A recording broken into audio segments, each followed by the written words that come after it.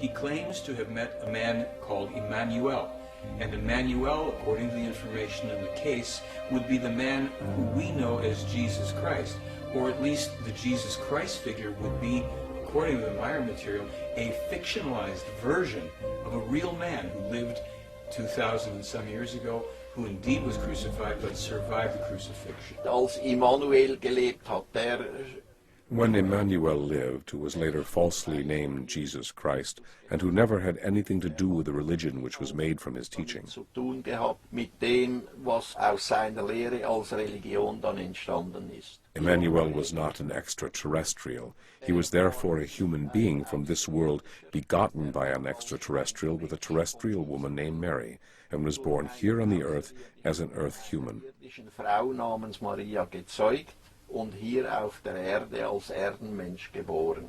Und warum hat Asket dich And why did Asket present you to him? I don't actually want to say anything about that. Nicht sagen. What is the Talmud of Jmmnanuel? The Talmud Jmmnauel is a document. It came about when Billy Meier and Isha Rashid, who was a former Greek Orthodox priest, were led telepathically to an area outside of Jerusalem by the Pleiad, and they found and dug their way into an abandoned ancient tomb. The stones on the floor, concealed for a while, for 2,000 years apparently, resin-encrusted, animal skin-wrapped scrolls, which they took out and removed from that location. When they opened up one, they found they were in Aramaic. So Isha Rashid took the scrolls, began a translation process. In something like 7 years, he sent Meier about 1/3 of these scrolls, translated from the Aramaic, which they originally were, into German. He let Meier know that he was now virtually on the run with his family for their lives. He told Meier that there were certain religious factions of a couple major religions that found out that he had these scrolls and that wanted to take possession of them themselves. The information would prove to be enormously heretical. After Isha Rashid had translated a chunk of them, he took them and his family into a refugee village in Lebanon, hid the scrolls in the walls. It's said that within about a week's time, the Israelis came in and destroyed the entire village. The scrolls were destroyed, along with many of the structures and people who lost their lives. Isha Rashid and his family escaped with their lives into Iraq, and 4 years later, Meier found out that Isha Rashid and his entire family had been machine gunned to death, ostensibly by the Mossad in Baghdad. For instance, Jmmanuel foretold the coming of another prophet. He named him as Muhammad.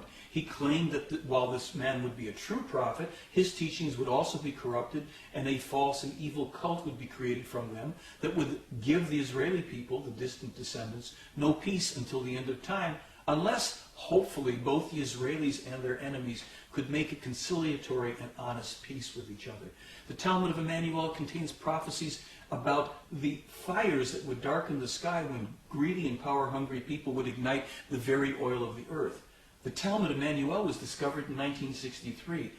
The fires from the Gulf War that darkened the skies did not occur until 1991, 18 years after the Talmud was discovered. There are two artifacts that are shown in this book that Meier discovered in the tomb where the Talmud of Jmmnauel was discovered.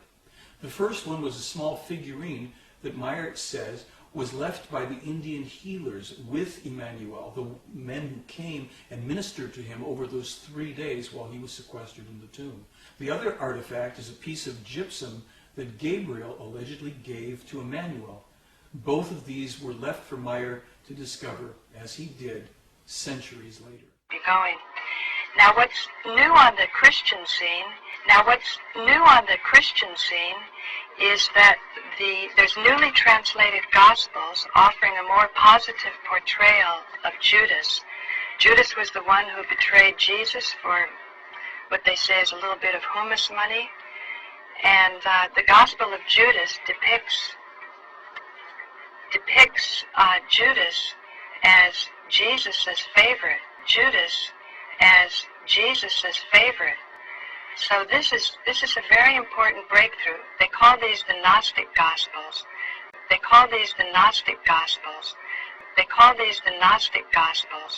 Gospels that never made their way into the main Bible.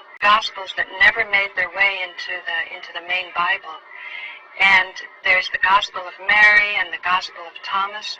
But it's interesting that this is coming out in the mainstream media. And it says in this article, they don't think it's going to make that much of a difference. They don't think it's going to make that much of a difference. They don't think it's going to make that much of a difference. But I beg to differ. I think it will make a difference. Here's a picture of Mary Magdalene. The planet has an organized intelligence dedicated to killing your spirit. Your journey is almost over.